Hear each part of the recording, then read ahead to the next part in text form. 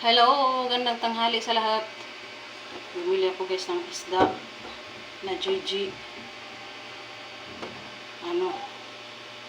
3, 4, 5, 6, 7, 8, 9, 10. 10 piraso guys. Halagang 100. Galing ako sa palit, nagsimba, tapos ng simba na malingki para isahan lang ang lakad guys. Iprito ko guys ito, tapos isarsyado para makakain itong mga apo ko guys. Mas gusto nila yung ano pala guys, hindi sarsyado, sweet and sour. Ayan ang gusto nila.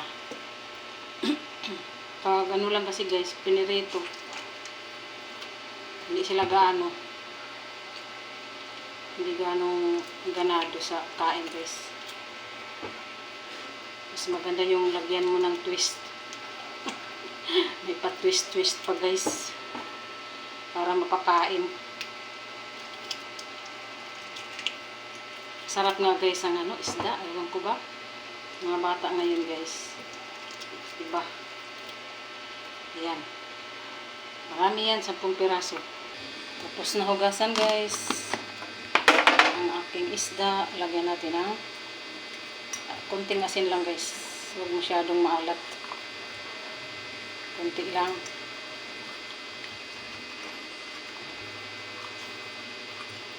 Kaya hindi rin maganda kapag maalat guys. Babad muna natin ng kaunting minuto para ma-absorb yung lasa.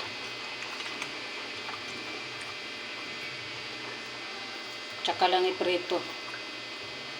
Yan na guys. Ito na guys, ilagay ko na.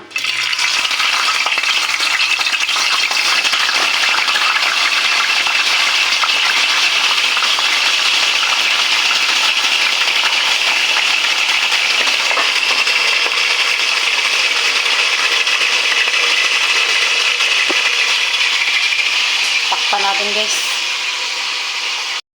Tapos na magprito.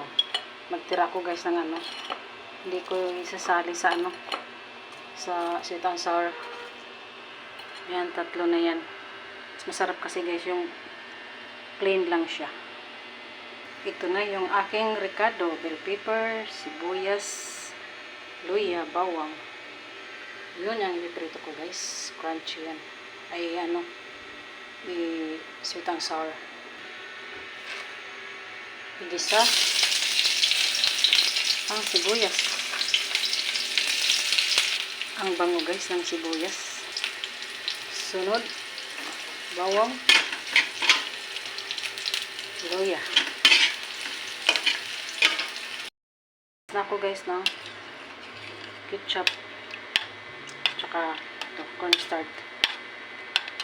cornstarch, sugar,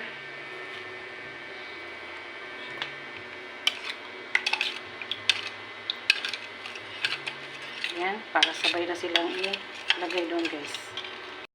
Ilagay ko na ang aking bell pepper.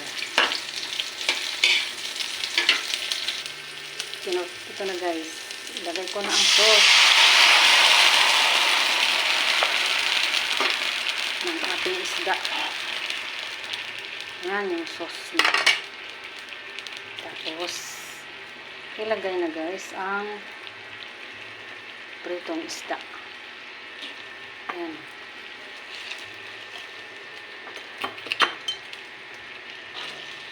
Yan yung aking sweet and sour na isda guys. Mamaya baliktarin ko yan guys. Yan guys, kumukulo na. Baliktarin ko para mag-absorb ang lasa ng kabilaan. Yan guys, para masarap. Yan, pakuloy ng konti ulit.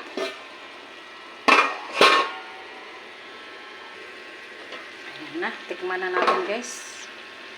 Masarap. Tama lang. Ready to eat na guys. Let's eat guys. Thank you for watching.